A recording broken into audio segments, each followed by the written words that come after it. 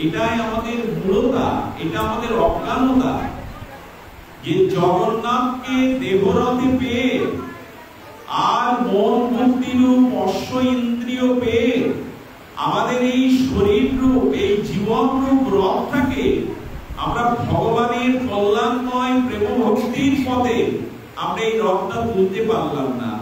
উপলব্ধি তো হলো না এই দেহে জগন্নাথ আছেন, এই দেহে আত্মা আছে। আচ্ছা বাবা, যে ঘরটাতে পূর্ণ অন্ধকার বিরাজ করছে সেখানে উপস্থিত হয়ে আলো না জ্বাললে বোঝা যাবে কে ব্যক্তি বা কি রঙের পোশাক পরে আছে? শব্দটা একটু বাড়িয়ে দাও, জোর করে কথা বলতে। অন্ধকারাচ্ছন্ন তিমিরাচ্ছন্ন গৃহে প্রবেশ করে প্রজ্বলিত আলোর দীপশিখা ব্যতীত, প্রজ্বলিত আলোর প্রকাশ ব্যতীত বোঝা যাবে না কে বসে আছে, কি রঙের পোশাক পরে বসে আছে। আলো চাই। তদুপরি সদ্গুরু কৃপা ভজন মহিমায় যার ভেতরে দিব্য চেতনা জাগরিত হয়নি, দিব্য জ্ঞান প্রকাশ হয়নি, তিনি আদৌ বুঝতে পারেন না এই দেহরূপ রথে জগন্নাথ বিরাজ করছেন, ভগবান বিরাজ করছেন। বুঝতে পারেন না, উপলব্ধিটাই নাই, আমাদের চেতনা বা উপলব্ধিটাই নাই। যেমন আলোর অভাবে এক রঞ্জু বা রশিকে আমরা সাপ ভেবে থাকি, থাকি কিনা বাবা? অন্ধকারাচ্ছন্ন পথে কোন আঁকা বাঁকা রঞ্জু দড়িকে আমরা সর্প ভেবে আর ভয়ে ভীত হই। আলো জ্বাললে বোঝা যাবে এটি সর্প নয়, এটি রঞ্জু বা দড়িখণ্ড পড়ে আছে। সদ্গুরুর কৃপায় ভজন মহিমায় যদি চেতনা জেগে উঠবে, উপলব্ধি হবে, সেই দিনই বুঝবে এই শরীরটা অনিত্য, কিন্তু শরীরের মধ্যে জগন্নাথ হলো নিত্য, জগন্নাথ হলো সচ্চিদানন্দ, এই বোঝা যাবে। আচ্ছা, শরীর অনিত্য আর এই সমগ্র বিশ্ব ব্রহ্মাণ্ড 5টি তত্ত্বের উপরে প্রতিষ্ঠিত। একটু লক্ষ্য করুন, 5টি তত্ত্ব কি কি? না অস্থি, ভাতি, প্রিয়, নাম এবং রূপ। এই অনন্ত বিশ্ব ব্রহ্মাণ্ডের মৌলিক তত্ত্ব হলো এই 5টি। উদাহরণটা একটু সহজ করার জন্য বলি, আমার সামনে যে স্ট্যান্ডটা আছে মাইকের, শব্দযন্ত্রের যে স্ট্যান্ডটা, এই স্ট্যান্ডটা কি বলা হচ্ছে?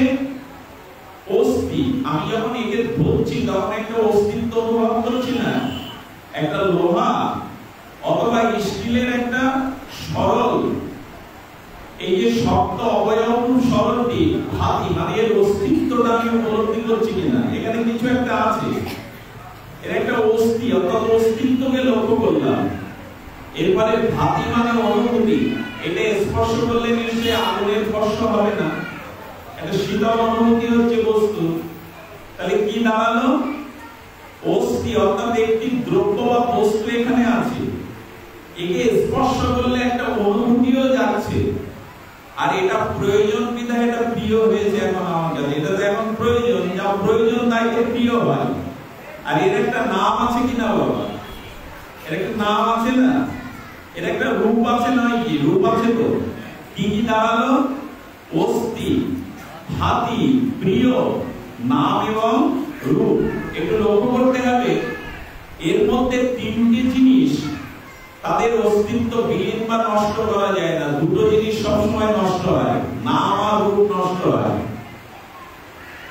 নাম এবং রূপ নষ্ট হয়। এটা মেশিনে গুঁড়ো করে ফেললে এই রূপটা থাকলো কি? আগের রূপটা মেশিনে গুঁড়ো করার পরে এটা যখন পাউডার হয়ে গেল, এই রূপ থাকলো?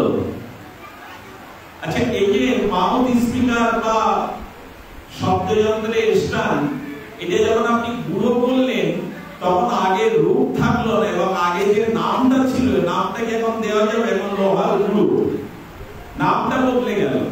আচ্ছা, আমরা যেদিন মার গর্ভে এলাম ওই দিন কি আমাদের নাম এবং রূপ দুটোই ছিল?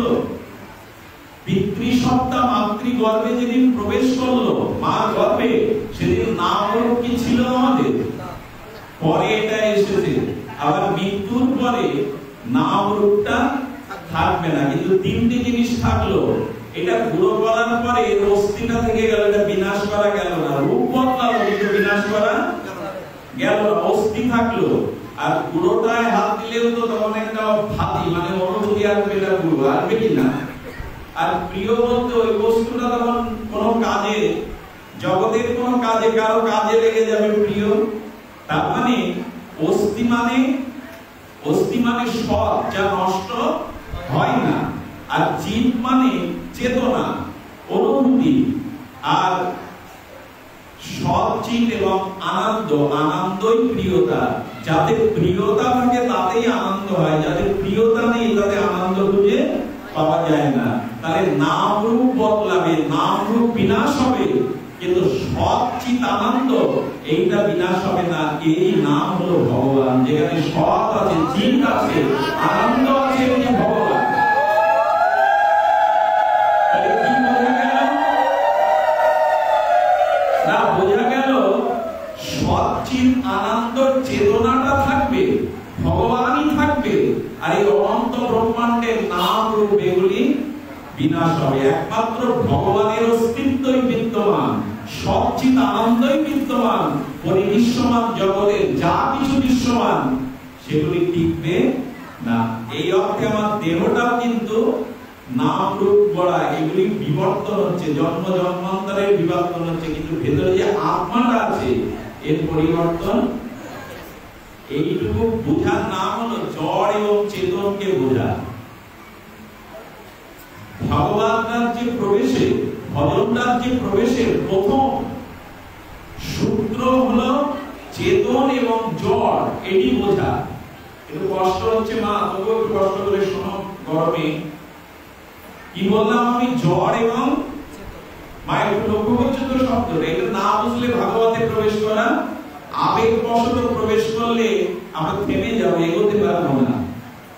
গোবিন্দ গীতাতে বারবার বলছেন, জন্ম কর্ম চমে দিব্যং যো ব্যক্তি তত্ত্বত ত্যাক্তাং দেহ পর্যন্ত নৈতি মামেতি সহার্জুন। যেটুকু জানবে তত্ত্বের দ্বারা জানো, আবেগে যেন না। ভগবানের লীলা, তার নাম রূপ, তার কর্ম, সকল কিছু তত্ত্ব। এই জন্য দেখুন আমরা নাম তত্ত্ব, ধাম তত্ত্ব, বিগ্রহ তত্ত্ব, তুলসী তত্ত্ব, ভাগবত তত্ত্ব, রাধা তত্ত্ব, কৃষ্ণ তত্ত্ব, অবতার তত্ত্ব, সব পেছনে একটা তত্ত্ব দেওয়া আছে না কথার পেছনে? বৈষ্ণব তত্ত্ব, গঙ্গা তত্ত্ব, ধাম তত্ত্ব, না সবার পিছনে একটা। এই তত্ত্বটা না জানলে আবেগবশত আমরা বেশি দূরে এগিয়ে যেতে পারবো না, ভজন কার্যে আমাদের অনুভূতি আসবে না। আচ্ছা, চেতন এবং জড়ে এই পার্থক্যটা বুঝলেই কেবল রথের তত্ত্ব বোঝা যাবে। আমার ভেতরে জল চিরাত্মক, এই দুটি সংমিশ্রণ আছে। আচ্ছা, এই যে মাইক্রোফোনের স্ট্যান্ডটা বা মাউথ স্পিকারটা, এটা জড় কিনা? এটি জড় কিনা? কিন্তু এই শব্দটা তরঙ্গবাহী হয়ে অন্যের কাছে নিয়ে যাচ্ছে। এটা কোন শক্তির বলে? মাউথ স্পিকার স্ট্যান্ডের শক্তি বলে না বিদ্যুতের শক্তি বলে? অর্থাৎ বিদ্যুৎটা যখনই যুক্ত হবে তখনই এই শব্দ তরঙ্গটা ক্রিয়াশীল হয়ে দূরে পৌঁছে যাবে। বিদ্যুৎ না থাকলে জড় ক্ষমতা আছে শব্দ দূরে নিয়ে যাওয়া, আছে কি না? এমনি আমাদের দেহটা পঞ্চভৌতিক জড়, এর ভিতরে চিত্রূপ ভগবানের সংযোগ হয়েছে বিধায় আমাদের অস্তিত্ব আছে, না হলে কোনো অস্তিত্ব থাকতো না। আচ্ছা, 4000 লোক যে ফ্যাক্টরিতে কাজ করে, কয় হাজার হাত হবে? 8000 হাত। এবং যন্ত্রদামানের মেশিনটা একদিক দিয়ে কাপড় বের করে দিচ্ছে, সুতো তৈরি হয়ে কাপড় বের করে দিচ্ছে হাজার হাজার। বাবা লক্ষ্য করছেন? আচ্ছা, ওই 8000 হস্ত ক্রিয়াশীল, আর যন্ত্রদান মেশিনটা সুতো কেটে কাপড় তৈরি করে বের করে দিচ্ছে। কাপড়ও তৈরি হবে না, 8000 হাতও কাজ করতে পারবে না যদি বিদ্যুৎটা চলে যায়। বিদ্যুৎটাই চেতন, আর মেশিন গুলো হলো জড়। বোঝা গেল কি না? আমাদের দেহটা জড়, কিন্তু এর মধ্যে যে আত্মার অনুপ্রবেশ ঘটেছে এটি হলো চেতন। এই আত্মাকে আর দেহকে, চিত এবং জড়কে যারা ভিন্নভাবে দেখতে অনুভূতি পায়নি গুরু কৃপায়, ধর্মরাজ্যের প্রবেশের তাদের কোনো অধিকারই নাই। এইখানেই তো আমরা ভুলিয়ে ফেলেছি কোনটা জড়। অস্তিত্ব বিদ্যমান থাকে চেতনের দ্বারা, জড়ের কোন অস্তিত্ব।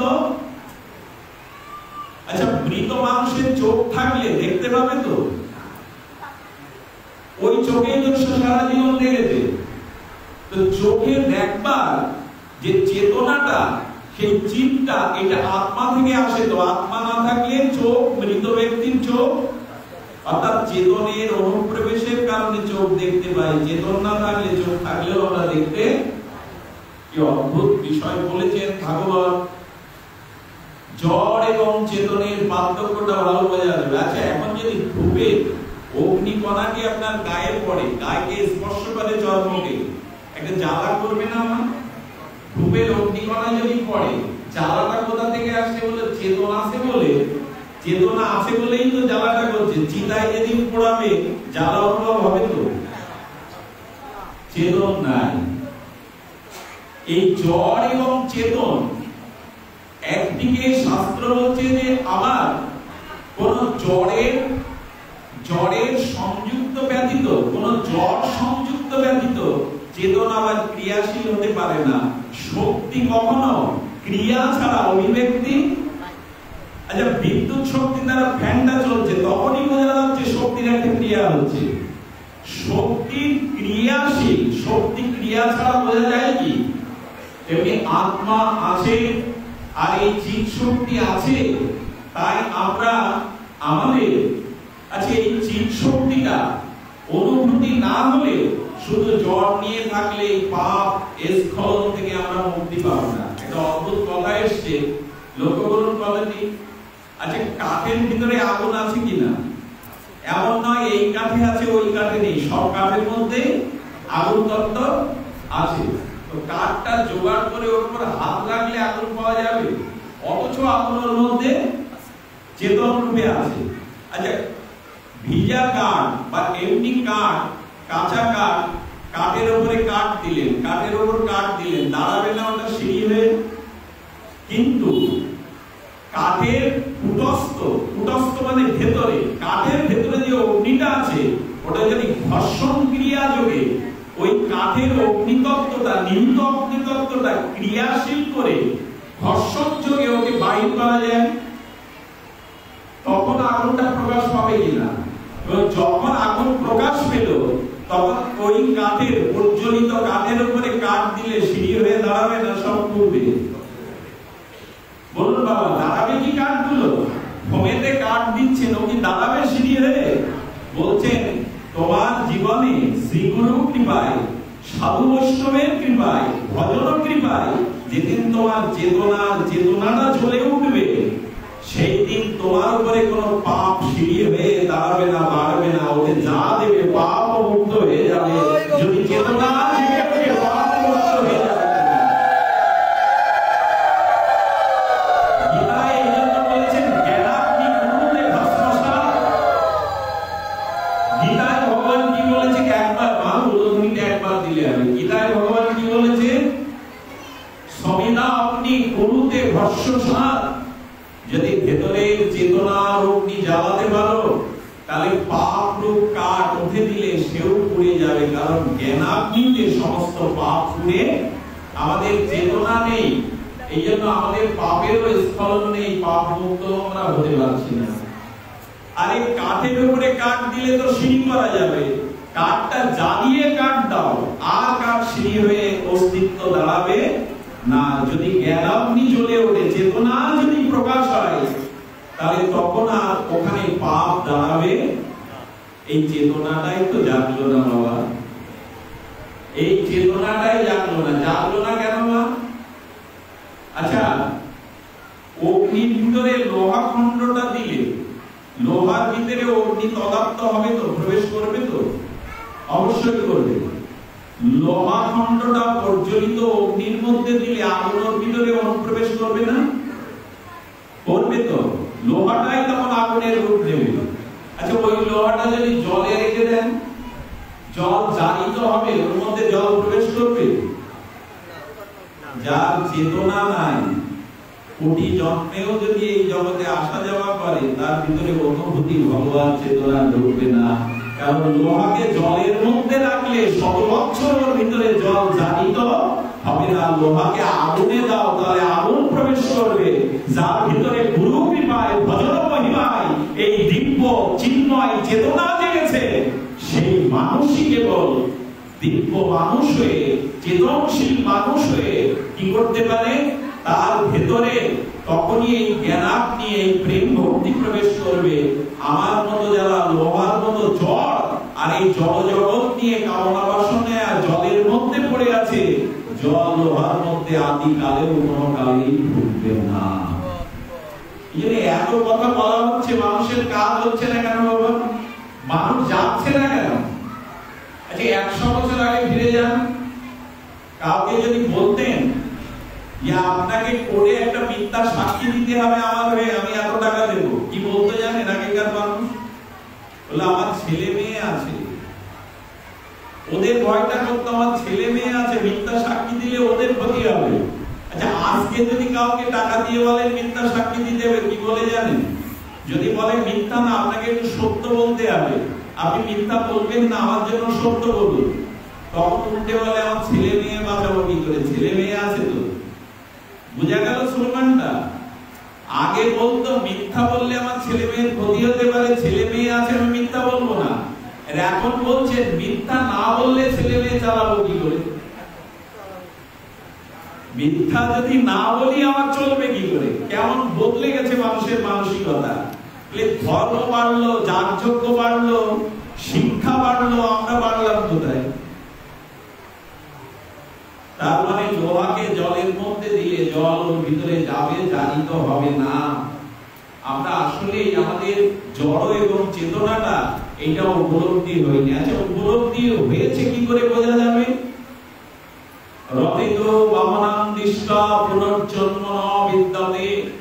আজকে রথযাত্রা, এই রথে যদি চেতনাকে, জগন্নাথকে দর্শন করা যায়, তাহলে আর তার পুনর্জন্ম হবে না। কথাটি ছিল এই। আজ তো আমরা অনেকেই রথের রশি ধরলাম, জয় জগন্নাথ ধ্বনিতে আকাশ বাতাস মুখরিত করলাম, আমাদের আর পুনর্জন্ম হবে না। এই ধীর বিশ্বাস, এই অস্তিত্বের প্রতি বিশ্বাস আমাদের আছে তো? ওইভাবে দেখলে হবে না, চেতনার দ্বারা দেখতে হবে, অনুভূতির দ্বারা দেখতে হবে। অনুভূতির কথাটা আমি কতদিন বলেছিলাম, চিনি আর বালিতে মিশিয়ে দিলে পিঁপড়ে আলাদা করতে পারবে, আপনি আমি চিনতেই পারবো না কোনটা চিনি কোনটা বালি। এমনি জড় আর চেতনের ভিতরে তত্ত্ব না জানলে, চেতনার তত্ত্ব না জানলে আপনি দেহকে এবং আত্মাকে আলাদা করতে কোনোদিনই পারবেন না। পিঁপড়ে হতে হবে, তবে চিনি বালি আলাদা করা যাবে, যাবে কিনা? আচ্ছা কুকুরটাকে ছেড়ে দিলে গায়ের গন্ধ শুকে কি করে বলে দেয় আসামি? ওর ওই তত্ত্ব জানা আছে, যে গন্ধ তত্ত্বটা জানা আছে, জানলে বোঝা যাবে দাগি আসামি অপরাধী, আমি আপনি, এই হলো তত্ত্ব। শ্মশানে লাশের পাশে যে মানুষটা মরার মতো শুয়ে আছে বর্ণরে, মানে মরার মতো শুয়ে আছে, যাতে চিল শকুন দু একটা এসে আমার বুকে বসে, দেখি কেমন লাগে। আচ্ছা মরার পাশে মরার ভান করে জীবিত মানুষ শুয়ে থাকলে আকাশে যে চিল বা গৃহীত শকুনগুলো উঠতে উঠতে, ওরা সব প্রাণী, সব মানে মৃত, যারা মৃতের মাংসকে ছিঁড়ে খায় তাদের বলে সভুক প্রাণী। সিগাল, কুকুর অথবা গৃহ মানে শকুন অথবা চিল। আচ্ছা উঠতে উঠতে যে মরা, তার বুকে বসে ওরা মাংস ছিঁড়ে খেতে লাগলো, কিন্তু যে জীবিত তার বুকে একটাও বসেনি। তাকে বলা হচ্ছে, উনি তখন মনে মনে বলছেন ভুল করেও তো দু একটা আমার বুকে তোমরা বসতে পারো। আচ্ছা একটা দুটো চিল শকুন তো ভুল করে বসতে পারো, ওরা কি বলবে জানেন? ঈশ্বর তোমাদের শ্রেষ্ঠ করে পাঠিয়েছেন, আমাদেরও কম অলৌকিক শক্তি দেননি। আমরা 10-20 কিলোমিটার দূর থেকে বুঝে গেছি তুমি জীবিত আর মরা, এই জন্য তোমার বুকে কেউ বসিনি। যে মানুষ ঈশ্বর কৃপায়, ভজন মহিমায় তত্ত্ব জানে, জড়চেতন, তার শরীরের প্রতি কামনা বাসনা ভোগের অন্ধকার পথে সে যেতেই পারে না। আমরা যাচ্ছি মানে আমাদের এখনো তত্ত্ব জাগেনি, আমাদের এখনো জড় চেতনা জাগেনি। আচ্ছা জাগেনি কেমন? খুব একটা মঙ্গলিক কথা মনে পড়ল, একটু যারা শুনছেন রাস্তায় দাঁড়িয়ে, আমি জানি না আপনাদের হৃদয়ের কথাটা পৌঁছে দিতে পারছি কিনা। আচ্ছা, মায়ের কোলে শারদীয় দুর্গোৎসব দেখতে গেছে ছোট বাচ্চারা, মা মনে করছে ওকে একটু আনন্দ দেওয়ার জন্য তারকা রাক্ষসী বানিয়েছে ঘরের, আর বিশাল লম্বা বিভৎস তারকা রাক্ষসী বানিয়েছে। মা মনে করছে এটা তো খড়ে, এটা তো সত্যি না, এটা দেখালে বোঝায় খোকা একটু আনন্দ পাবে। আর অবশ্য শিশুটি যেই ওর কাছে যাচ্ছে ও চিৎকার করে কাঁদতে শুরু করেছে, ও মনে করেছে রাক্ষস। আচ্ছা, ঘরের এটা মা বুঝেছে, ছোট বাচ্চাটা কি বুঝেছে? ও সত্যি সত্যি রাক্ষস মনে করে কেঁদে মাকে জড়িয়ে ধরে কাঁদছে। আমরাও বুঝতে পারি যে এই দেহ, এই সংসার, এটা অনিত্য, এটা দুঃখে ভরা, এটা ঘরের তৈরি করা। আমরা সত্যি ভেবে এতেই মরে গেলাম, এতেই ভয় পেয়ে গেলাম। এটাই হলো আমাদের স্থল। আমরা বুঝতে পারি, আমরা বুঝতে পারি। আচ্ছা, আমি এখনই একটি দৃষ্টান্ত স্থাপন করছি, আপনারা বুঝতে পারবেন। বাড়িতে গিয়ে টিভি ছেড়ে দেন, টিভি ছেড়ে দেওয়ার পরে ওখানে বাচ্চা নিয়ে বসান, 1 বছরে কি 2 বছরে বাচ্চাটা রিমোট নিয়ে দেখতে দেখতে ওর মধ্যে অনেক খেলনা দেখাচ্ছে, দেখায় কিনা? খেলনাগুলো থেকে বাচ্চাটা বায়না ধরে যে খেলনা আমায় এনে দাও। আচ্ছা, ওর মধ্যে হঠাৎ বাঘের ছবি থেকে, ডিসকভারিতে বাঘের ছবি থেকে ও ভয় পেয়ে মাকে জড়িয়ে ধরেছে। আচ্ছা, টিভির পর্দার ভিতরে বাঘ দেখলে ভয় পাচ্ছে, খেলনা দেখলে বলছেন ওইগুলি আমায় দাও, আমি নিয়ে খেলবো। বাচ্চা যেমন আয়নার মধ্যে, দর্পণের মধ্যে নিজের প্রতিচ্ছবি প্রতিবিম্ব থেকে জড়িয়ে ধরতে যায়, যায় কিনা? ঠিক তদুপরি মা বাবা কি ওই খেলনাগুলো চাইবে? টিভির মধ্যে যে খেলনা, মা বাবা কি টিভির মধ্যে বাঘ থেকে ভয় পাবে? বাবা, আমি কথাগুলো একটু দার্শনিক বিচারে বলছি, কারণ এইগুলো না জানলে, তত্ত্ব না জানলে লীলাতে গিয়ে আবেগে কিছু হবে না। আগে ভিত্তা তো ভালো করি, তত্ত্বটা তো জানি। আচ্ছা, বাবা মা ভয় পাচ্ছে না বাঘ দেখে, শিশুটি ভয় পেল কেন? তার অবুঝ মনে, অবুঝ অবচেতনে এখনো বোধ আসেনি যে টিভির পর্দার বাঘ কোনো ক্ষতি করতে। ওই বাঘ হলেও প্রকৃত আমার সামনে বাঘ নেই, ওটা খড়ের তারকা, ওইটা আমাকে গিলে খাবে না। ওই রাক্ষসটা খড় দিয়ে, মাটি দিয়ে তৈরি। এই চেতনা বড়র আছে, যার চেতনা হয়েছে। তেমনি যেদিন ভজন মহিমায়, কোন সাধু বৈষ্ণবের কৃপাতে আমার ভিতরে এই চেতনা বা অনুভূতি জাগবে, সেদিন বুঝতে পারবো এই দেহের ভোগটা ভোগ নয়, ঈশ্বর প্রেমানন্দ ভজনটাই হলো আনন্দের। ঈশ্বরকে ভজনাই হলো আনন্দ। এই জগৎ সংসারকে নিয়ে মাতামাতি করাটা আনন্দের নয়। এই দেহকে নিয়ে, অনিত্য সংসারকে নিয়ে, আর এটা স্বপ্নের মতো। 60 সালের দিকে বা 50 সালের দিকে যখন নির্বাক চলচ্চিত্র, স্বভাব চলচ্চিত্রে এলো, একটা গায়ের মূর্খ লোক সিনেমা দেখতে গেছে। আমার কথা নিয়ে মনে পড়লো, যে সত্য ঘটনা। সিনেমা দেখতে গিয়ে ওই যে 3rd ক্লাস আছে না, মানে সামনে বসে, একেবারে সামনে, 2nd ক্লাস ব্যালকনি আছে, এগুলো এখন আমরা ভুলতে বসেছি। সিনেমা হলে তো এখন মানুষ প্রায় যায় না। তো 3rd ক্লাসে একদম সামনে বসে সেই সরল লোকটি, ফিল্ম স্টার্ট হয়ে গেছে, চলচ্চিত্র রিল ঘুরাচ্ছে, হঠাৎ করে একটা ট্রেন খুব দ্রুত গতিতে হইচই দিতে আসছে। অন্ধকার ঘরে ও চিৎকার করে উঠেছে, ওরে আমায় মেরে ফেললো, ট্রেন চাপা দিল, মেরে ফেললো। এই উঠেছে তখন আবার রাইডের সময়, পুরো হল ফাঁকা। মেরে ফেললো, মেরে ফেললো, কোন শত্রু আতঙ্কিতে হামলা করেছে। ট্রেনে আর এই হলের বাইরে এসে লোকটাকে ধরে বলছে, কে মারলো তোমায়? দেখছো না, ট্রেনটা সামনে একেবারে আমার বুকের উপরে আসছিল। এটা কেন হয় না?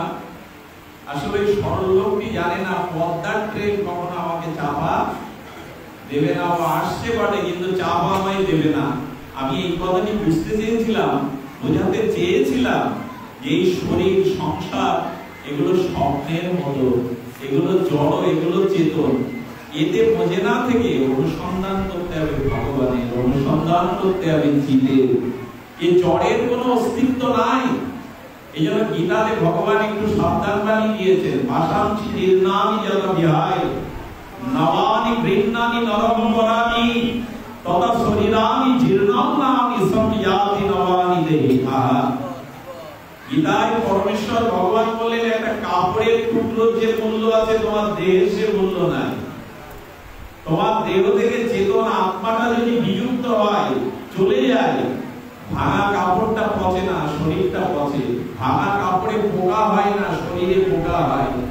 ভাঙা কাপড়টা ঘর মোছা করা যায়, কাঁথা সেলাই করা যায়, সরিদা করা যায়। আত্মা চলে গেলে তোমার এই মরণশীল জড়দেহে আর কোনো কাজে লাগানো যায় না। এইটুকু যদি বোঝা যায়, তাহলে আত্মা, চেতন এবং জড় এই তত্ত্বের অনুভূতি। আচ্ছা, জড়তে আনন্দ নাই, চেতনে আনন্দ আছে, আমি আপনাদের এখন প্রমাণ করে দেব। বলে এত বড় কথা বলছে কেন? বলে ভগবান বলছেন, আপনাদের সাক্ষাৎ প্রমাণ করছেন। জড়কে ছাড়লে, চেতনে অবস্থান করলেই সুখ পাবে। আচ্ছা, দেবরাজ ইন্দ্রের একবার ঘুম হচ্ছে না। কার ঘুম হচ্ছে না? মা দেবরাজ, শুনছো তো মন্দির, অনেকের ঘুম আসছে। আমি বলছিলাম দেবরাজ ইন্দ্রের নিদ্রা হচ্ছে না। আচ্ছা, দেবতাদের চিকিৎসক আছে জানেন তো? শেষে উনি গুরুদেবের কাছে গেলেন। দেবতাদের গুরু হলো বৃহস্পতি। গুরুদেব তখন হেসে ইন্দ্রের দিকে তাকিয়ে বলছেন, তোমার স্বর্গে নাচে কারা? হলো মেনকা, অশ্বরারা। তুমি কোন পুষ্পের সুগন্ধ নাম? যেটা পারিজাত পুষ্পের, যেটা রুক্মিণী দেবীও চেয়েছিল। আচ্ছা, তুমি পান করো কি অমৃত? তোমার স্ত্রীকে শচী। তুমি কোন আসনে বসেছো? তো দেবতাদের ইন্দ্রত্ব পদে বসেছি, সর্বোচ্চ পদে। বলে তাহলে 8 ঘন্টা 10 ঘন্টা ঘুমে ব্যয় করবো কেন? এইগুলো ভোগ করো 24 ঘন্টা, এইগুলো নিয়ে থাকো। আচ্ছা, আপনাকে আমাকে যদি বলা হয় তোমার এই অট্টালিকা সম বাড়ি, এত খাওয়া দাওয়া, সুন্দরী স্ত্রী, পুত্র কন্যা, টিভি ফ্রি সব আছে, তুমি ঘুমাবে না, এই সুখের মধ্যেই থাকো, টাকার মধ্যে, এই ফিল্মের মধ্যে, সুন্দরী স্ত্রীর মধ্যে, আর এই ঘরের মধ্যে 24 ঘন্টা আনন্দে কাটাও। ঘুমিয়ে 8 ঘন্টা 6 ঘন্টা ব্যয় করতে যাবে কেন? মানবেন তো আপনি? এখানে কেউ আছেন মানবেন কথাটি? কেউ মানবে না। ইন্দ্র তখন হাত জোর করে বলছেন, গুরুদেব আপনি মেনকা উর্বশী কেড়ে নেন, আমার স্ত্রীকেও সরিয়ে দেন, আমার ইন্দ্রত্ব পদ থেকে নামান, কিন্তু দয়া করে ঘুম দেন আমার চোখে, আমি ঘুম ছাড়া শান্তি পাচ্ছি না। আচ্ছা মা, আপনি পারবেন? আপনি না ঘুমিয়ে আর যদি 24 ঘন্টা আপনাকে জাগিয়ে রাখা যায়, আপনি পারবেন না।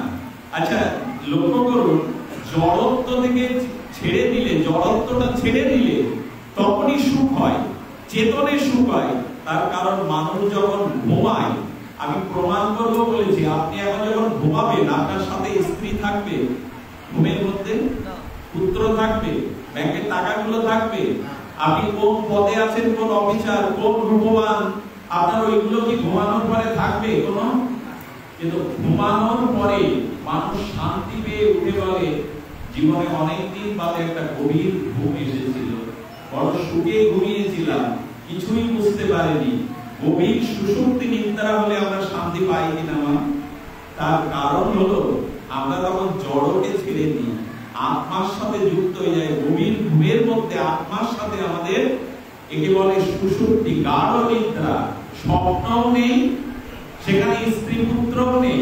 এই ঘুমটার কারণেই তো আমাদের সুখ হয়। তাহলে ঠাকুর মশাই এই পথটা সত্য, বিষয় ছাড়িয়া কবে শুদ্ধ হবে? যখন স্ত্রী নেই, পুত্র নেই, রূপ যৌবনের অহংকার নেই, আত্মার সাথে শুদ্ধ হয়েছি, যুক্ত হয়েছি, সেই গভীর নিদ্রায় জীব সুখী হয় এবং ওটাই চায়। এটা কি প্রমাণ হয় না যে জড়ত্বকে ছেড়ে দিলেই সুখ হয়?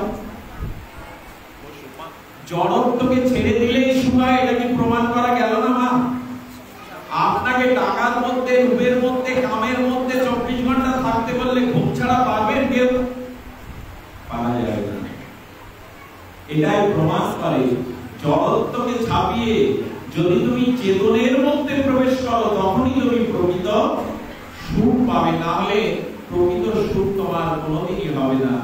এই জন্য আপনাদের বেশি আর ব্যাখ্যা বা তত্ত্ব না বলে আর জগন্নাথের মহিমা বলবারই দিন আমি এই কথাটি বললাম কারণ রথ করে জগন্নাথকে দেখতে হবে, এই দেহের মধ্যেই জগন্নাথকে উপলব্ধি করতে হবে, অন্যখানে না। দেহের মধ্যেই যদি উপলব্ধি করি জগন্নাথকে, তখনই রথযাত্রা অর্থবহ হবে, রথযাত্রার ফসলটা আমরা ঘরে তুলতে পারবো। এই অস্তিত্বের প্রতি যদি বিশ্বাস না থাকে তাহলে কখনো আমরা আমাদের উপলব্ধি হবে না। আচ্ছা, একটা ছোট্ট কথা দিয়ে জগন্নাথ লীলা কথা শুরু করি। বিশ্বাস আসতে হবে, সাধু এবং শাস্ত্র বাক্যের মধ্যে বিশ্বাস আসতে হবে। সাধু কি বলেছেন? সংসার স্বপ্ন মানব। স্বপ্ন যখন দেখি তখন সত্য মনে হয়, স্বপ্ন ভঙ্গ হয়ে জেগে উঠলে কি স্বপ্নটা সত্য মনে হয়? যেদিন গুরু কৃপায় জেগে উঠবে এই দিন বুঝতে পারবে সংসারটা স্বপ্ন ছাড়া কিছুই নয়। এটা ঠাকুর মশাই বলেছেন, সংসার স্বপ্ন মানো, এটা স্বপ্নের মতো, এখানে অস্তিত্ব বেশি দিন তোমার টিকবে না। কিন্তু সাধুতায় আমাদের বিশ্বাস নাই। শুনুন তাহলে, উদয়ন শাস্ত্রী নামে মিথিলার এক যুবক ব্রাহ্মণ পণ্ডিত ছিলেন। উনি জগন্নাথ মহিমা পড়তে পড়তে বললেন, রথে তো বামনাদিষ্ট পুনর্জন্ম হওয়া বিদ্যাতে, অর্থাৎ রথ করে রশি ধরে বামন রূপ জগন্নাথকে যিনি দর্শন করেন তার আর পুনর্জন্ম হয় না, সে মুক্তি পেয়ে যায়। কথাটি তার বিশ্বাস হলো না। সে পুরীতে চলে আসলো রথযাত্রার আগের দিন, যে রথ দেখবো, রশি ধরবো, মুক্তি যদি না হয় তাহলে এই কথাটি মিথ্যা। আরে দেখলেই মুক্তি হয় কি করে? কত কোটিকাল তপস্যা করে মুক্তি হয় না, এই অবিশ্বাস নিয়েও পুরীতে গেল। আগামীকাল রথ, সকালে যখন পান্ডারা প্রভাতে মঙ্গল আরতির জন্য দুয়ার খুলতে যাবে, জগন্নাথের দুয়ার আর খোলে না। আজ রথ জগন্নাথকে অর্চন করা হবে, রথে তোলা হবে। আর জগন্নাথকে যখন দরজা খোলা হলো না, মহারাজা এলেন, হাতি ঘোড়া লাগানো হলো, সহস্র পান্ডারা চেষ্টা করলো, দুয়ার খুললো না। জগন্নাথ দৈববাণীতে বলছেন, উদয়ন শাস্ত্রী নামে অমুক মঠে এক তার্কিক অবিশ্বাসী আমাকে পরীক্ষা করতে এসেছে, ওকে শ্রীক্ষেত্র থেকে বলা ধাক্কা দিয়ে বের করে দে, না হলে আজ আমি দরজা খুলবো না, কাউকে দর্শন দেব না। জগন্নাথ হলো লীলাময় না, জগন্নাথের লীলা বললে স্থির থাকা যাবে না, এত লীলাময়। পান্ডারা এলেন, মহারাজ এলেন উদয়ন শাস্ত্রীকে, যখন নাম ধরে ডাকা হচ্ছে, নক করা হচ্ছে, দরজা খুলে বললেন, আমি উদয়ন শাস্ত্রী। আপনি কি জন্য এসেছিলেন পুরীতে? তো পরীক্ষা করতে এসেছিলাম, রথ করে জগন্নাথকে দেখলে মুক্তি হয় কিনা। বললাম, আপনি এক্ষুনি বেরিয়ে যান, পুরীর এই পুণ্যময় বৈকুণ্ঠ ধাম হতে বেরিয়ে যান। এই জগতের বৈকুণ্ঠ হলো লীলাচল, আপনি এখান থেকে বেরিয়ে যান। এখানে কোনো জগন্নাথের অবিশ্বাসীর স্থান এখানে নাই। উনি বললেন, ঘটনাটা বলবেন আমায়? বললেন, জগন্নাথের দুয়ার খুলছে না। উনি দৈববাণী দ্বারা বললেন, ওই উদয়ন শাস্ত্রী বিশ্বাস করে না যে রথে আমাকে দেখলে মুক্তি হয়, ওই অবিশ্বাসী যতক্ষণ আছে আমি কাউকে দর্শন দেব না। শুনে কেঁদে ফেললেন, আর পুরীর ধোলাতে গড়াতে গড়াতে বললেন, হে জগন্নাথ, আমি এবার বুঝেছি তুমি কতটা চিন্ময়, তুমি কতটা সাক্ষাৎ, যে আমার মতো নাস্তিক আর অবিশ্বাসীর কাছে তুমি কখনো আমার জন্য লক্ষ লক্ষ লোক দর্শন বঞ্চিত হচ্ছে। উনি মন্দিরে গিয়ে লুটিয়ে পড়লেন, ওনার অভিমান দূর হলো, সঙ্গে সঙ্গে জগন্নাথের দুয়ার খুলে গেল। জগন্নাথ কৃপা করলেন তার করুণা। আমি আপনাদের এই প্রশ্ন বলবো যে সাধু বা শাস্ত্র বাক্যে বিশ্বাস আছে, শুনিলেও বিশ্বাস না এলে কিন্তু এই ভাগবত কথা, সাধু কথা বা জগন্নাথ দর্শন যাই করি কোনো ফল হবে কি মা? ঘটনা মনে পড়লো, এক পতিতালয়ের সামনে দিয়ে এক মহাপুরুষ যাচ্ছিলেন। বৃন্দাবনের এক দিব্য চিৎ সম্পন্ন, অনুভূতি সম্পন্ন ভজনানন্দী মহাপুরুষ। আরে সাধুরা কখন কাকে কৃপা করবে এটা কোনো হিসাব নিকাশ নাই। উনি সেই পতিতার গৃহের মধ্যে ঢুকে গেছে। পতিতা বাবাজিকে দেখে দূর থেকে বলছে, বাবা অধিকার তো নাই, পাপিষ্টা, আপনাকে একটা প্রণাম করবো দূর থেকে। বাবা বললেন, হ্যাঁ মা, প্রণাম করবি না কেন? ওর দিকে তাকানোর পরে বললেন, তোর এত পাপ, এত যন্ত্রণায় তুই দগ্ধীভূত হচ্ছিস। বাবা যদি কৃপা করে পাপ মুক্তির কোন মন্ত্র আমায় দিতেন, বলে আমার কথা বিশ্বাস হবে তো, আমার কথা রাখবি তুই? এরপরে যে খরিদ্দারটা আনবে গীতা সাক্ষী করে, অগ্নি সাক্ষী করে, তাকে বর রূপে বরণ করে নিবি, তাকে প্রতিরূপে বরণ করে নিবি, যে যেমনই আসুক। আর কোন পুরুষকে তুই তোর ঘরের দুয়ারে আসতে দিবি না। যদি পারিস, আমি কথা দিচ্ছি, গোবিন্দ তোকে কৃপা করে প্রেম ভক্তি দান করবে। আচ্ছা, এরকম কথা তো সাধুরা কত উপদেশ দিয়ে যায়। সেই পতিতা দাসীদের বলল, একজন প্রথমে যখন আসবে তাকে আমার ভেতরে প্রবেশ করিয়ে দরজা দেবে, আর কেউ যেন আমার দুয়ারে না আসে, তোমরা দ্বারে দাঁড়াও। ঘটনাক্রমে 80 বছরে এক খোরখোরে বৃদ্ধ লাঠি নিয়ে ওর ঘরে এলো, আর তাকে দিয়ে প্রথমে চরণ প্রক্ষালন করলেন, তার গলে মালা দিয়ে গীতাকে শপথ করে তাকে বর রূপে গ্রহণ করলেন। 7 দিন তার চরণ সেবা করতে করতে 7 দিনের মাথায় মারা গেল বুড়োটা। তখন সতীদাহ প্রদাতা ছিল, সহমরণের প্রদাতা। চিতায় যখন আগুন দেবে তখন ও উঠে বসেছে, আগুনটা দেয়া হলো, কিন্তু লক্ষ্য করা গেল চিতার উপরে বসে ও উঠছে না, চিতার উপরে উঠে উঠছে না। যে বৃদ্ধকে চিতায় জ্বালানো হয়েছিল উনি সাক্ষাৎ ভগবান নারায়ণ। সাধুকতার বিশ্বাস হয়েছে কিনা আমাকে দেখতে হয়েছিল। সাক্ষাৎ ভগবান প্রভাব হয়ে বললেন, শোনো, আমি তোমাকে স্ত্রীত্বের মর্যাদা দিয়ে বৈকুণ্ঠের পরিকর্তের মধ্যে আমি তোমায় বিমানে করে নিয়ে যাব। এর কারণ হলো সাধু কথাতে তোমার এক বাক্যে বিশ্বাস এসেছিল। এই সাধু কথাতে শ্রদ্ধা বিশ্বাসের কারণে এক পতিতাও 7 দিনে পাপ মুক্ত হয়ে বৈকুণ্ঠ পেয়ে গেল। দুর্দশা আমাদের, আমরা বলতে হয় বলি, আর শ্রবণ করতে হয় করি, এর গুরুত্বটা দেই না। দয়া করে সাধু বাক্যে, শাস্ত্র বাক্যে আমাদের বিশ্বাস আসা উচিত। এই বিশ্বাসটি যতদিন না আসবে ততদিন আমাদের প্রকৃত আত্মকল্যাণ এটি হবে না।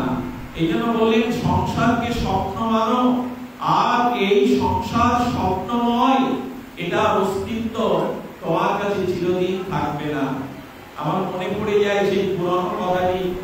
একটি বাচ্চা মেয়ে পুতুল খেলছিল, আর পুতুলগুলো বরবধূ সাজিয়ে ঘর তৈরি করে রান্না বান্না করে কেমন করে ওরা সাজায়।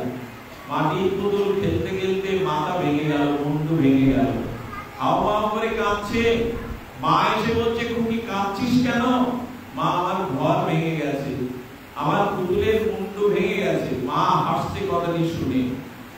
মাকে তখন বলছে, তুমি এত নিষ্ঠুরা, আমার ঘর ভাঙলো, আমার চোখের জলের দিনে তুমি দাঁড়িয়ে দাঁড়িয়ে হাসছো। মা তখন এই কথাই বলে, মারে, মাটির পুতুল ভাঙার জন্যই তৈরি হয়, মাটির পুতুল ভাঙে এর জন্য কাঁদতে নেই। এই সংসার স্ত্রী পুত্রটাও মাটির মতো ভেঙে যাবে, এগুলো থাকবে না। যেদিন ভেঙে যায় আমরা কাঁদি, আমরা হম করি। সেই গুরুদেব মায়ের মতো দূরে দাঁড়িয়ে বলেন, মাটির পুতুল ভাঙার জন্যই তৈরি হয়েছে, ওর জন্য কাঁদতে না। কাঁদতেই যদি হয় গোবিন্দ বলে কাঁদো, কাঁদতেই যদি হয় ভগবানের জন্য কাঁদো। সংসারের জন্য কেঁদো না, সংসারের জন্য কেঁদে তুমি কিছু পাবে না। কারণ মা বলছে, খুকি, যেদিন তুই মা হবি, তোর বাচ্চাটি পুতুল খেলতে খেলতে ভাববে, সেদিন আমার ভূমিকায় দাঁড়িয়ে তুইও বোধ করি হাসবি মা। যেদিন তুই মা হবি, তোর সন্তান পুতুল ভাববে, সেদিন বোধ করি তুইও আমার মতো আমার জায়গায় দাঁড়িয়ে হাসবি। যেদিন আমাদের চেতনা হবে, মা বুঝতে পারবো এই সংসারে গুরু বিনা কোনো আপন নাই, গোবিন্দ বিনা আমাদের কোনো আপন নাই। তবে যারা আছে তাদের কি করবো? বলে তাদের প্রতি কর্তব্য পালন করো ভক্ত পাতার মতো, কিন্তু তাদের আমার করতে যেও না।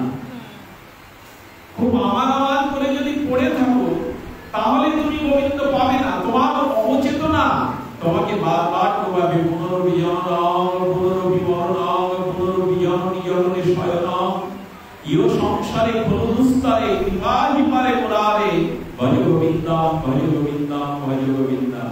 আচ্ছা বাবা, এত বাকি থাকতে রাজহংসকে ভগবান এই বিদ্যাটা কি করে দিল? যে জল আর দুধ, সার আর অসার থেকে দুধ রূপ সারটা বেছে নিয়ে অসারটা ফেলে দিতে হয়। এই অন্য কোন পাখির মধ্যে এই গুণটা নাই। গোবিন্দ বলছেন, আমাদের যুক্ত হয়ে যে আমার ভজনা করে, আমি তাকে রাজহংসের মতো পরমহংস বুদ্ধি দেই, তখন সে জল আর দুধ সংসারের অসারটাকে ফেলে দিয়ে ভগবানকেই গ্রহণ করতে পারে। এই বুদ্ধিটা ভগবানই তাকে দিয়ে দেয়। আমাদের বুদ্ধিতে আমরা পারবো না। দদামি বুদ্ধি যোগাম, ভগবান তাকে বুদ্ধি দিয়ে দেয়। সেই বুদ্ধির বলে কেবল জড় আর চেতনকে সে বুঝতে পারে, নচেত বুঝতে পারে না। প্রেম না পেলে কি হয়? আমাদের রাজশাহী খেতুরে এসেছিলেন নিত্যানন্দ আবেশমূর্তি, ছিল নরোত্তম ঠাকুর দাস মহাশয়। এই কিছুদিন আগে আমরা মুরারি মোহন দাস বাবাজি 64 মন্দির ভোগ এবং উৎসব করলাম। ওখানে বৈষ্ণবপদ বাবাজি, রাধাকুণ্ডের পণ্ডিত প্রভার এসেছিলেন। আমার সৌভাগ্য হয়েছিল একসাথে তার সাথে প্রবচন করার। তিনি আমার বড় গুরু ভ্রাতা। তো ওইখানে প্রেমতলিতে আপনারা অনেকেই এখানে আছেন কি আছেন? এই প্রেমতলিতে যাওয়ার পরে আমার একটা অনুভূতি হলো। আমার সাথে এরা ছিল, নিতাই, আমাদের ধনঞ্জয়, আমাদের স্বপন প্রভু ছিল। তো এই প্রেমতলির ঘাটে আজও যারা দাঁড়ায়, কোন সরল নিষ্কপট হৃদয়ে দাঁড়ালে এখন একটা ডাক শোনা যায়, জানেন? পদ্মার তীরে দাঁড়িয়ে স্বয়ং রাধা কৃষ্ণ মিলিত পরতত্ত্ব প্রেমসীমা চৈতন্যদেব ডাকছে, নরোত্তম নরোত্তম, নরু নরু বলে ডাকছে প্রভু। ভক্তগণ, প্রভুর ভক্তগণ মনে করছে নরোত্তম নামে মনে হয় প্রভু কোন ভক্তকে ডাকছেন। আসলে নরোত্তম তখনও জন্মায়নি। এই হলো মহাপ্রভুর করুণা। নরোত্তম নরোত্তম এই বলতে বলতে প্রমত্ত পদ্মার বুকে মহাপ্রভু লেগে পড়লেন। পদ্মার বুকে দাঁড়িয়ে মহাপ্রভুর চোখের প্রেমাশ্রু বিন্দু বিন্দু ঝরে পড়ছে, বিন্দু বিন্দু প্রেমাশ্রু ঝরে পড়ছে চৈতন্য দেবের। আর পদ্মাকে ডাকছে পদ্মে। পদ্মা তখন সাক্ষাৎ প্রকার হয়ে বলছে, প্রভু কেন আপনার চোখে জল, আপনি কাঁদছেন কেন? ওরে পদ্মেও, নিত্যানন্দের প্রেমটাকে আমি তোমার বুকে সুরক্ষিত করে রেখে যাচ্ছি। যেদিন আমার নরোত্তম আসবে সেদিন এই প্রেম তাকে দিও। প্রেম কি নিজ চেষ্টায় পাওয়া যায় মা? কৃপা ছাড়া। মহাপ্রভু চোখের জল লেগে যাচ্ছেন কোথায়? প্রমত্ত পদ্মার বুকে। পদ্মা, যেদিন আমার নরোত্তম আসবে এই প্রেম তুমি তাকে দিও। এই হলো কৃপা। নিজ চেষ্টায় আমরা একটি পাও এগোতে পারবো না। শ্রী গুরু কৃপা, বৈষ্ণব কৃপা, এটি না হলে আমরা এগোতে পারবো না। চৈতন্য মহাপ্রভু প্রেমের দানের অপূর্ব বিচিত্র বৈচিত্র্য, প্রেমটাকে দেখে পদ্মা তখন বলছে, প্রভু লক্ষ লক্ষ মানুষ আমাদের অবগাহন করতে আছে, আমি কি করে বুঝবো যে এই তোমার নরোত্তম, এই প্রেম তাকে দেব? মহাপ্রভু বলছেন, যার পরশে তুমি অধিক উচ্চ দিবা, এই প্রেম জানি নরোত্তমে তুমি দিবা। যেদিন তোমাকে স্নান করতে আসলে যার পরশে তুমি অধিক উচ্চ দিবা, তরঙ্গ বাড়বে, যাতে সেই নরোত্তম এই প্রেম তুমি তাকে দিও। নরোত্তম এসেছিল, নরোত্তম এসেছিল আর মায়ের হাত ধরে প্রমাণ পদ্মায় নরোত্তম এসেছিল। ঠাকুর নরোত্তম যেদিন পদ্মার বুকে স্নান করতে লাগলো আর পাওয়া যাচ্ছে না। বাবা, এই প্রেম পাওয়ার সাথে সাথে নরোত্তম আর উপরে উঠছে না। মা তখন ধীবর জেলেদের ডেকে বলছেন, আমার নরোত্তম বুঝি ভেসে গেল, ওকে উদ্ধার করো, আমার কোলে দিয়ে দাও। নরোত্তম উঠলো বটে, আগের নরোত্তম আর নাই। চোখে প্রেমাশ্রু পড়ছে, গদগদ কণ্ঠে অষ্টসপ্তিক বিকারে হা বিদায় হা গৌর বলতে উঠে। এই হলো মহাপ্রভুর কৃপা। আচ্ছা, সাদা কাপড়টা কেউ যদি লাল রঙে চুবিয়ে নেয়, তোলার পরে কি আর সাদা কাপড় থাকে বাবা? যেদিন গুরু চরণে, গোবিন্দ চরণে, নিতাইয়ের চরণে ওইভাবে ডুব দিতে পারবো, সেদিন ওই রঙে হৃদয়টা লাগিয়ে যাবে। তখন আর এই জগৎ ভালো লাগবে না। রাজার ছেলে, রাজা কৃষ্ণানন্দের ছেলে, আর সংসার ভাগি দিয়ে ব্রজের উদ্দেশ্যে হাত ওর করতে করতে বেরিয়ে গেল। আর তার সংসার ভালো লাগে। এটা হলো কৃপা, এটা হলো মহাপ্রভুর অনন্ত প্রেমের অবদান। চৈতন্য যুগে নিতাইয়ের যুগে যারা ডুবলো না, শুধু উপরে সাঁতার দিল, যারা ডুবলো না এই প্রেমে, তারা বঞ্চিত হয়ে গেল, তারা বড় বঞ্চিত হয়ে গেল। নিতাই গৌরের কারুণ্য করুণার যুগে, এই যুগে যারা হা নিতাই বললো না, এই প্রেমে ডুবলো না, তারা বড় বঞ্চিত হলো। নিতাই না বলিল মুখে, বলিল সংসার সুখে। হ্যাঁ, আমরা নিতাই বললাম না, গৌর ভজন করলাম না, আমাদের কি গতি হবে? লোচন বলে সেই পাপি এলো আর গেল। যারা নিতাই বললো না, গৌর বললো না, তাদের আসা যাওয়াটাই শুধু বৃথা গেল, সার্থকতা হলো না। আর জগন্নাথের আর রথযাত্রা মনে পড়ে গেল সেই ঘটনা। জানেন, এক বুড়িমা ছিলেন অনেকটা দূরে, প্রায় 100 কিলোমিটার দূরে, উড়িষ্যার পুরী থেকে। বুড়িমা হরিকথাতে শুনেছে যে রথ পরে জগন্নাথকে দর্শন করলে আর এই জন্ম মৃত্যু চক্রে আসতে হবে না। বুড়িমা লাঠিখানা নিয়ে বেরিয়েছে। লোকের কাছে যখন হাত তুলে জিজ্ঞাসা করতে যাবে পুরী কোন দিকে, অনেকে ভিখারিনী কাঙালিনী মনে করে,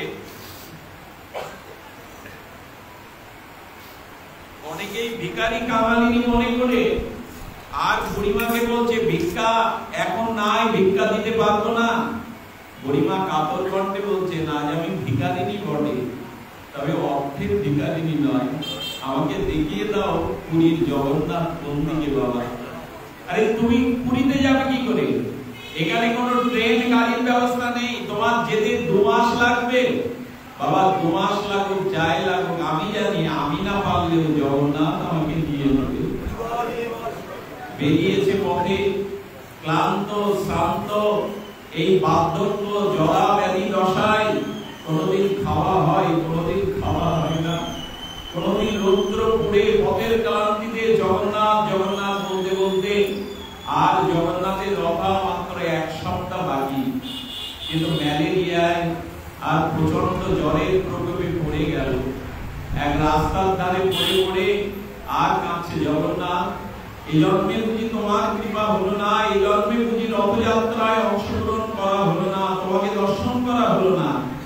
এমনি করে করে 6 দিন পড়ে আছে, ভিখারি মনে করে কেউ কিছু দিয়ে যায়, আর ওই বেঁচে আছে শুধু জগন্নাথ আমাকে কৃপা করো, আমি একটি বারের জন্য যেন রথে তোমায় দেখতে পারি। এই আকুলতা ব্যাকুলতা নিয়ে পড়ে আছে বুড়িমা। আগামীকাল রথযাত্রা, রথে তোলা হলো জগন্নাথকে, এটা সত্য ঘটনা। জগন্নাথ আর চলে না, রথটা 1 ইঞ্চিও কেউ নড়াতে পারলো না। পান্ডা সহ ভক্তগণ গগন বিলালী আত্মনাদে বলছে, জগন্নাথ আমাদের অপরাধ কি? কখনো কোন সময় অনাদিকাল রথ থামেনি। জগন্নাথ দৈববাণীতে শোনালেন, ভক্ত ছাড়া তো আমি চলতে পারি না। তোমরা দেখো না, আমি ছোট জগন্নাথ, আমার হাত নেই, ভক্ত যেভাবে চালায় আমি সেইভাবে চলি।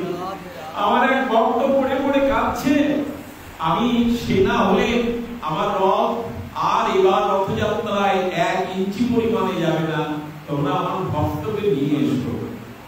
পান্ডা জগন্নাথের দিকে তাকিয়ে বলছে, সারাটা জীবন তোমার সেবা করলাম, কিন্তু তোমার হৃদয়ে আসন পাইনি, যে আসনটা বুড়িমা পেয়েছে।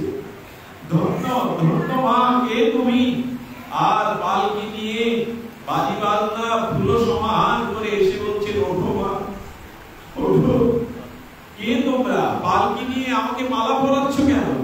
জগন্নাথ তোমায় ডেকেছে মা, চলো। বলে জগন্নাথ আমায় ডেকেছে বলে, হ্যাঁ আজ ধ্বনি বলবার সাথে সাথে রথটা চলমান হয়ে চলতে লাগলো। জগন্নাথের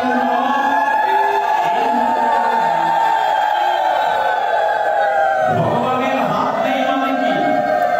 জগন্নাথের হাত মানে ছোট জগন্নাথ মানে কি? বলে আমি প্রেমে ছাড়া চলি না, ভক্তিতে ছাড়া চলি না। বলে এই দেখো, প্রেম দিলে কি হয়? কোন ভগবান মন্দির থেকে বাইরে আসেন না, কিন্তু জগন্নাথ মন্দির ছেড়ে বাইরে আর সকলের সাথে মিশে যান। এই কারণে তোমরা আমার কাছে না আসতে পারো, আমি তো তোমাদের কাছে যেতে পারি। তাই আজ রাজপথে পথে রথ এমনি করে বেরিয়ে আসে জগন্নাথ, বলভদ্র, সুভদ্রা, তোমরা না আসতে পারো, আমি তো তোমাদের কাছে যেতে পারি। এই হলো জগন্নাথের লীলা এবং মহিমা। লীলার কথা বললে তো ফুরায় না বাবা। কাঁঠাল চুরির লীলাটা খুব আমাদের কাছে আনন্দ দেয়। কাঁঠাল চুরি লীলা বলতে জগন্নাথই মাধব বলে জগন্নাথের একজন সেবক ছিল, আপনাদের অনেকের জানা। তো আজকের দিনে এই লীলা শোনারই দিন, এই লীলা স্মরণের দিন। 80টা বছর সেবা করেছে মাধব। জগন্নাথই মাধব। কৃষ্ণের সাথে জগন্নাথের সাথে তার সখ্যতা ছিল, বন্ধুত্ব ছিল। মাঝে মাঝে জ্বালা করে এসে দেখা দিত।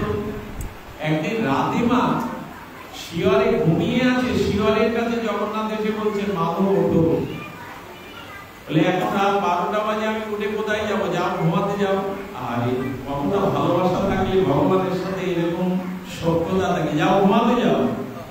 মাধব, আমি ছোটবেলায় বৃন্দাবনে এই ঘর ও ঘর থেকে ননি চুরি করতাম। ওই চুরি করা এখন না হলে অভ্যাসটা যায়নি। আমি এখন তোমার সাথে চুরি করতে যাব। ওই খেলাটা আমার মনে পড়ে গেছে। রাত 12টায় ভগবানের পুরনো চুরি করা স্বভাব যায়নি। বললেন, আমি এখন চুরি করতে যাবো, এখন একা তো চুরি করা যায় না, তুমি আমার সাথে চলো। মাধব বলছে, তোমার যদি ইচ্ছা হয়, তোমার স্বভাব না ছাড়তে পারো, যাও চুরি করে এসো। আমি চোর সাজতে বুড়ো বয়সে যাব না, হাত ধরে জোর করে তুলেতে যাব না, তোমাকে আমার সাথে যেতেই হবে। কি চুরি করবে তুমি? এখানে তো ননি মাখন নাই।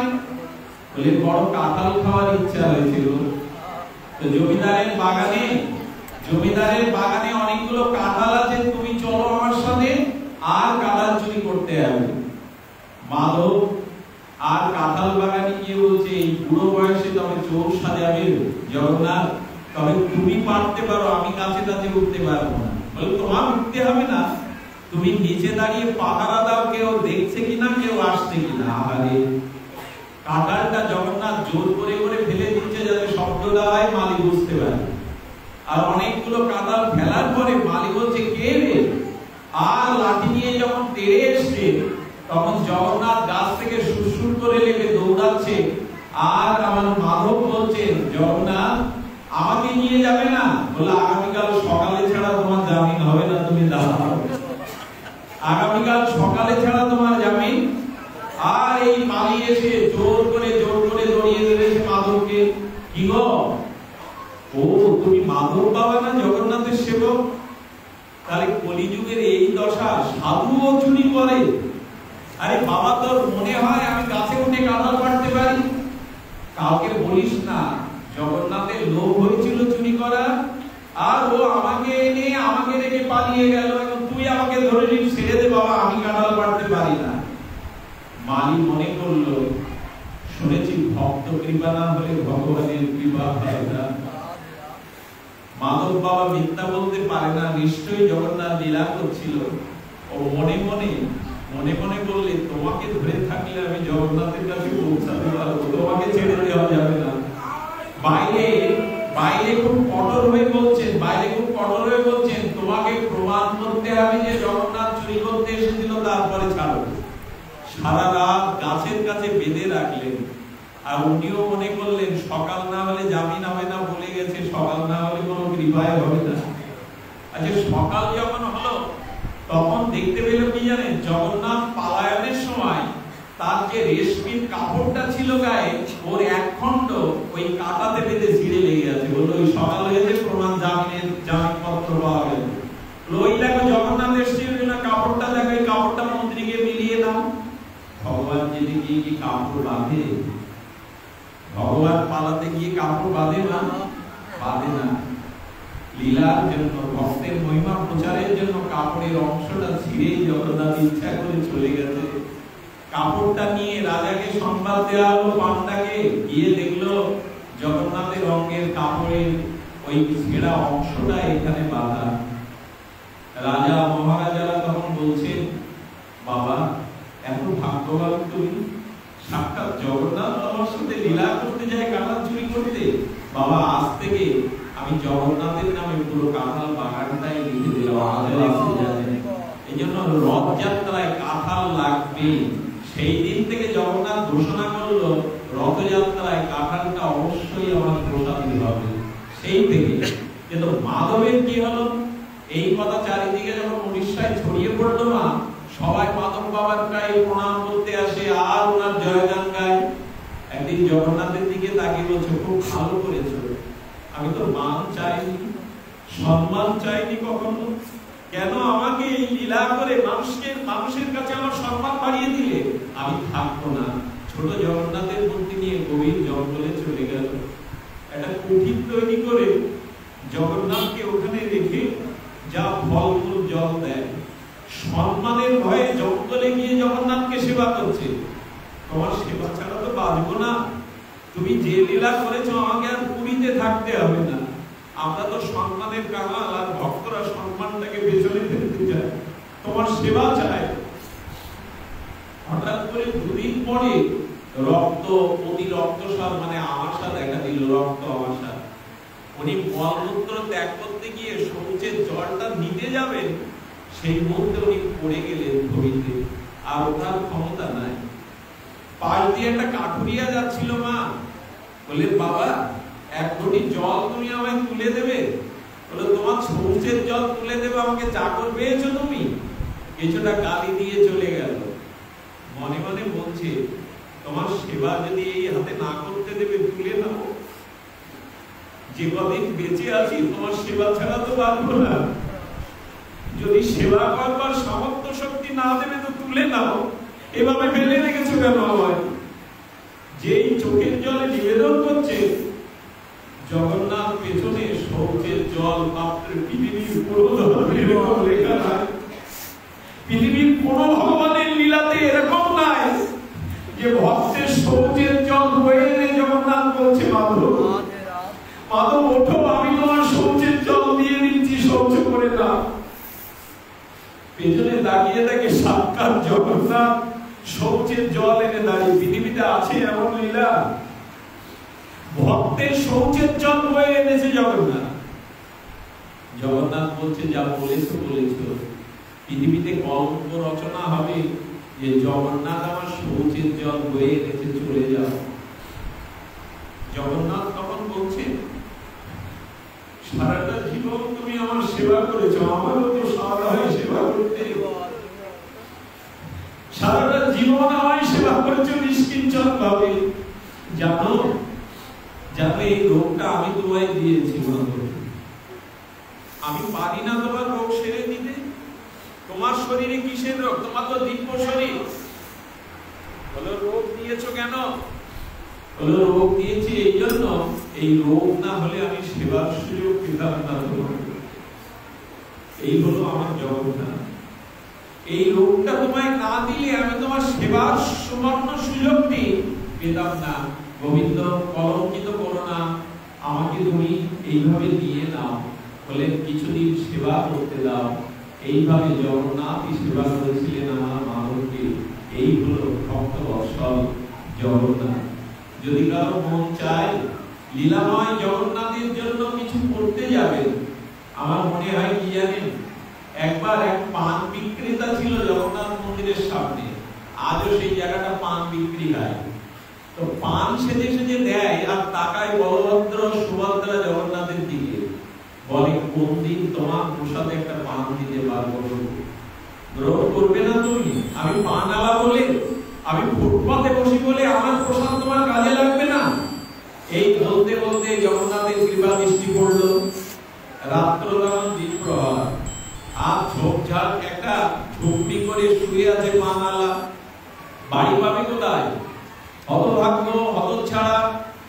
আর বলরাম এবং জগন্নাথ দুই ভাই, কৃষ্ণ বলরাম, তারা গিয়ে পানালাকে ডাকছে, উঠো, ধীরে ধীরে ডাকছে। উঠার পরে বলছে, কে তোমরা?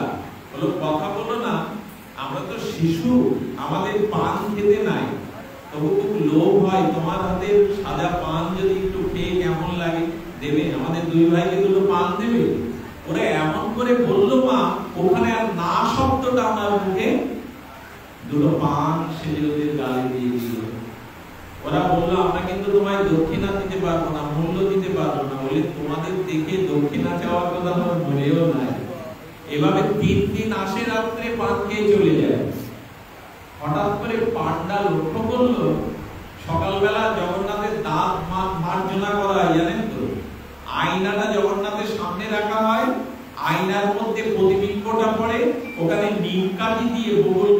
গিয়ে ওখানে দন্ত মার্জন করা হয় জগন্নাথের প্রতিদিন, সাক্ষাৎ সেবা যাকে বলে। তো ওই দন্ত মার্জন করতে গিয়ে মূল পান্ডা দেখছে জগন্নাথ আর বলদেবের গালে লাল ছাপ লেগে আছে, ঠোঁটে বা দাঁতে। এটা পান খাওয়া ছাপ ছাড়া তো কিছু নয়। ওনার মনে সন্দেহ হলো, লুকিয়ে লুকিয়ে কোনো লীলা করছে না তো জগন্নাথ। রাতের অন্ধকারে দেখলো মন্দির থেকে বালক বেশে বেরিয়ে ওই ঝুটিয়ালার পানের ঘরে ঢুকলো বলরাম এবং জগন্নাথ। এই না বলে ভগবান মা ভক্তের মনোবাঞ্ছা পূর্ণের জন্য গেল।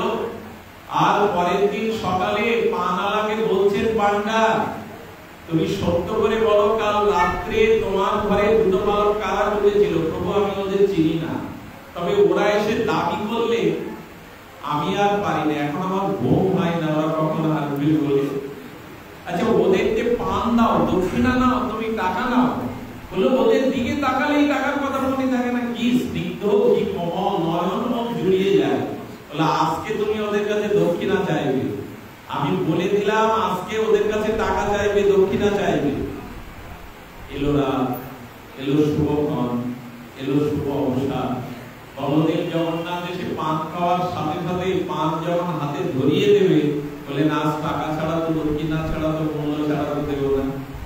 গায়ের দামি উন্নির বস্ত্রটা দিয়ে বলবে এটাতে মণিমাণিক্য আছে, এটা রেখে দাও, কাউকে দেখিও না। দিয়ে যখন চলে গেল, জগন্নাথ যে কত বড় ভক্তবৎসল জানানোর জন্য সেই ভুল পান্ডা জেনেও ভূমিকা করে রাজাকে সংবাদ দিল। আর সমস্ত লোক এসে বলছে চুরি হয়ে গেছে, জগন্নাথের গায়ের পোশাক, মণিখচিত পোশাক চুরি হয়ে গেছে, খোঁজ করো। আর পানালার ঘরের মধ্যে পান্ডার তো আগে থেকে সব জানা, পান্ডা নিয়ে বের করে বললেন মহারাজ এই চুরি করেছে। ওনাকে দণ্ড দেওয়ার জন্য যখন ধরে নেওয়া হবে, পান্ডা তখন বলছেন না, ওনাকে দণ্ড দেবেন কি? উনি আজ থেকে পূজার আসনে বসবেন, উনি সাক্ষাৎ জগন্নাথ, তার হাত থেকেই পান খেয়ে গেছে। এবং এই দিন জগন্নাথ ঘোষণা করেছিলেন আজ হতে আমার ভোগে প্রতিদিন একটা করে পান প্রসাদ দেবে তোমরা। সেই থেকে জগন্নাথের ভোগে এখনো তাম্বুল দেয়া হয়। মা বলুন তো, উনি তো কোনো ভজন সাধন করেননি, ওনার প্রাণ চেয়েছিল জগন্নাথকে একটু পান সেবা দেবে। এমন লীলাময়, এমন ভক্ত বৎসল, সেই থেকেই তিনি স্বীকার করলেন এই পান একটি করে দুটি করে জগন্নাথের সেবায় লাগাবে। আরো শুনবেন, শুনলে তো হৃদয়ে ভরে না। আরে এক বুড়িমা, গ্রামের বুড়িমা নিমের পাতা বেড়েছে আর মাটির ঘটে করে নিমের পাতার রস নিয়ে আসছে। কেন জানেন? জগন্নাথকে ওরা ঘি ভাত খাওয়ায়, 56 ব্যঞ্জন খাওয়ায়। আরে এত ঘি ভাত খেলে ছেলেটার আম হবে না? আরে পেট নষ্ট হবে না? একটু নিমের পাতার রস খেলে ওর পেটটা ভালো থাকবে। দয়ামন্ত্রী যেমন রাঘবের বোন, দয়ামন্ত্রী যেমন প্রভুর জন্য সুরটা পাঠাতো, এটি খেলে প্রভুর আমাশা হবে না, ঘি ভাত খেলেও। আচ্ছা এইখানে সেবা বুদ্ধি, ভগবানের আমাশা হওয়ার কথা না। ভগবান ঘি ভাত খেলে তার কি আর পেটের রোগ হওয়ার কথা? কিন্তু বুড়িমা মনে করেছে আমার ছেলেটাকে ওরা ভালো খাওয়ায় আর ছেলেটার এই পেট নষ্ট হবে। নিমের পাতার মাটির ভাণ্ড নিয়ে আসছে। আর মূল দুয়ারি যিনি দাঁড়িয়েছিলেন, পান্ডা বলছে বুড়িমা কোথায় যাও? বলেন আমার ছেলের কাছে। তোমার ছেলে কে? বলেন এই জগতের যে সব থেকে বড় ক্ষমতাধর সেই আমার ছেলে। ভিখারি তো পাগল মনে করে বলছে সব থেকে ক্ষমতাধর ছেলে কে? বলে আমার ছেলের চাকর তোরা, সেবক তোরা, পথ ছেড়ে দে। পান্ডারা বলছে কে? বলে জগন্নাথই আমার ছেলে, আমি নিম পাতার রস বেঁধে এনেছি, ওকে খাওয়াতে হবে, তোরা সব ঘি ভাত খাওয়ার পথ ছেড়ে দে। শুধু ভক্তমণ্ডলী গলা ধাক্কা দিয়ে ফেলে দিল পান্ডা, ঘরটা তো ভেঙে দিল, ধাক্কা দিয়ে ফেলে দিল। ওই নিমের পাতার রস মৃত্তিকায় পড়ে যাওয়ার পরে কাঁদছে আর এই কথাই বলছে এই বুড়িমা, জগন্নাথ তুমি চেয়ে যদি নিমের পাতার রস আমার হাত থেকে না পাও, আমি উঠবো না, এখানেই অনশন করে এখানেই না খেয়ে মরে পড়ে থাকবো। সন্ধ্যাবেলা জগন্নাথ মন্দিরে ঘোষণা দিলেন বুড়িমাকে নিয়ে এসো। সে তো আমাকে সন্তান মনে করে আমার সেবার জন্য এনেছিল, আর তার হাতে নিমের পাতার রস আমি সেবন করবো। মাঝে মাঝে উনি এনে দিলে আমার প্রসাদে ওটা তোমরা করিও আমার প্রসাদের ওটা দিও। সেদিন পরিবার সেই নিমের পাতার রস আমার জগন্নাথ গ্রহণ করেছিল। আমি একটু বলবো, সংসারের সেবা অনেক হয়েছে, এই দেহের ভোগ অনেক হয়েছে। আসুন না, যাকে সেবা করলে এই জীবন নয়, একটি জন্ম নয়, তস্মিন তুষ্টে জগৎ তুষ্ট, অনন্ত জগৎ সন্তুষ্ট হয়। যাকে সেবা করলে সেই রাধা মাধবের, নিতাই গৌরের, পঞ্চতত্ত্বের আমরা হরিনাম সংকীর্তন আরাধনা আর একটু হৃদয়ের ভালোবাসাটা দিয়ে যদি তাদের ভালোবাসতে পারি, তখনই আমাদের জীবন হবে ধন্য। জগন্নাথের রথযাত্রার দিনে আপনাদের আর কি জানাবো, শুধু এইটুকু বলি যে জগন্নাথ স্বামী নয়ন পথগামী ভব তুমি, এই মন্ত্রই আমাদের চলার পথে একমাত্র পাথেয় হোক। কি বললো শব্দটা? এই ভব পথে, সংসারের পথে নয়নটা, মনটা যেন তোমাতেই থাকে জগন্নাথ, অন্য দিকে যেন না যায়। কবিগুরু এই লাইনটাই বলেছিলেন রবীন্দ্রনাথ, আজি প্রণামী তোমায় চলিব না তো সংসার কাজে। তোমাকে প্রণাম করে আমি সংসারের পথে চলবো এই ভেবে, হৃদয় দেবতা আছো যে প্রাণে, মন যেন তাহা নিয়ত জানে। তুমি যে হৃদয় আসনে আসো, হে হৃদেশ্বর, হে হৃদয়ে ঈশ্বর, হে অরিন্দম, হে সুন্দর, হে ত্রিভঙ্গ মুরারি, হে জগন্নাথ, তুমি যে আমার হৃদয় সিংহাসনে আসো। আমার নয়নের পথ যেন তোমার দিকে যায়, আমার নয়ন যেন তোমাকে দর্শন করতে পারে, তোমার নয়ন পথে যেন আমার তুমি ছাড়া আর কেহ না আসে। কবিগুরু যেন লাইনটা তুলে নিলেন, নয়ন সমকে তুমি নাই, নয়নের মাঝখানে নিয়েছো যে তাই। হে জগন্নাথ, আজ রথে না, তুমি আমার নয়নের মাঝখানে এসে বসো। হে জগন্নাথ, তোমাকে আমি চোখের সামনে দেখতে চাই না, চোখের মধ্যে দেখতে চাই। এটাই হলো রথযাত্রা আমাদের সংকল্প, নয়ন পথগামী ভব তুমি। এই সংসারে যেন তোমায় দেখতে পাই। বাগেরহাটের মাটি বড় পবিত্র, এইখানে রথযাত্রার একটা প্রাচীন ঐতিহ্যও আছে। এখানে ভগবান শ্রীকৃষ্ণের আরাধনা, বৈষ্ণবদের একটা প্রভাব আর প্রতিপত্তি অনেকদিন আছে। আমি ছোটবেলায় মার কাছে বাগেরহাটের নাম শুনতাম, আশীর্বাদে হয়তো আপনাদের চরণে আসবার একটু সুযোগ পেয়ে গেছে আপনাদের কৃপায়। বাগেরহাটের মাটি, এটি বৈষ্ণবদের, এটি ভক্তদের ইতিহাস ঐতিহ্যের মাটি। আপনাদের কাছে শেষ অনুরোধ করে যাব, আজকের দিনে আসুন না, হৃদয় খুলে একটা প্রার্থনা করি। প্রার্থনাটা হরিদাসের মতো যেন হয়। প্রভু, যেদিন নয়ন মুদে আসবে, যেদিন এই জীবনের অস্তিত্ব হারিয়ে ফেলব, যেদিন শেষের দিনে আমার শেষ অন্তিম যাত্রা রচনা হবে, সেদিনে সংসারে কাউকে না দেখে যেন তোমাকে নয়ন খুলে দেখতে পারি। আমার নয়ন কথা সেদিন তুমি এসে দাঁড়িয়ে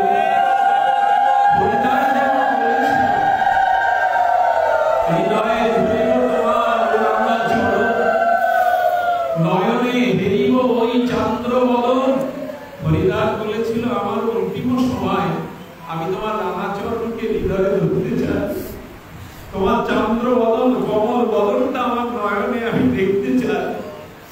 আর জিহ্বায় শ্রীকৃষ্ণ চৈতন্য, শ্রীকৃষ্ণ চৈতন্য যেন বারবার উচ্চারণ করতে পারে। এই প্রার্থনাটা করবেন জগন্নাথ।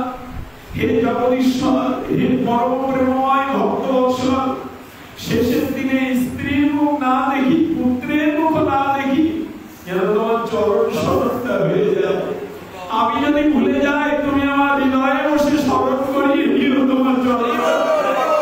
যেন শেষের দিনে অন্তত তোমাকে ডাকতে ডাকতে, যদি এই ভাগ্যটা রচনা হতে গেলে নিত্য নিরন্তর ভগবানের অনুধ্যান চাই, শয়নে স্বপনে জাগরণে শুধু গৌর গৌর হৃদয় হৃদয়। এই মিথ্যা স্বপ্নময় অনিত্য কালের দ্বারা ধ্বংসশীল সংসারের মধ্যে আছি আমরা, কিন্তু হৃদয়টা যেন দিয়ে রাখি। মহাপ্রভুকে প্রশ্ন করা হয়েছিল, সংসারে থেকে মন তোমাকে কি করে দেব?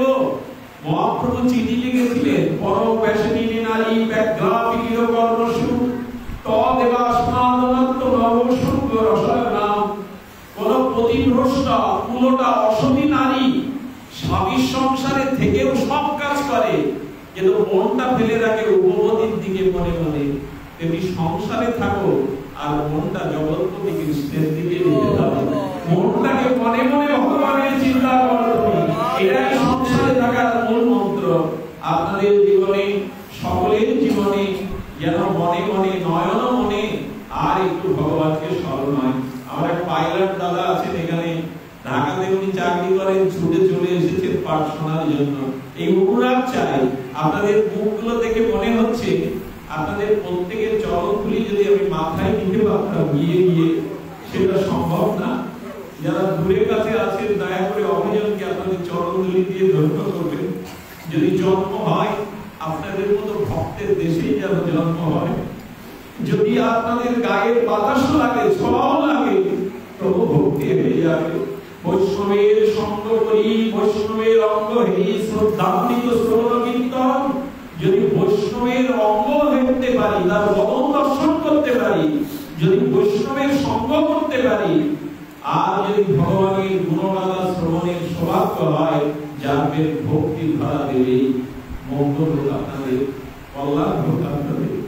আজ রথযাত্রার দিনে আমাদের হৃদয় মনে জগন্নাথের স্থান যেন আমরা নিতে পারি, অনুভব করতে পারি, এই প্রার্থনা করে আজকের মতো পাঠ এখানে বিশ্রাম। জয় শ্রী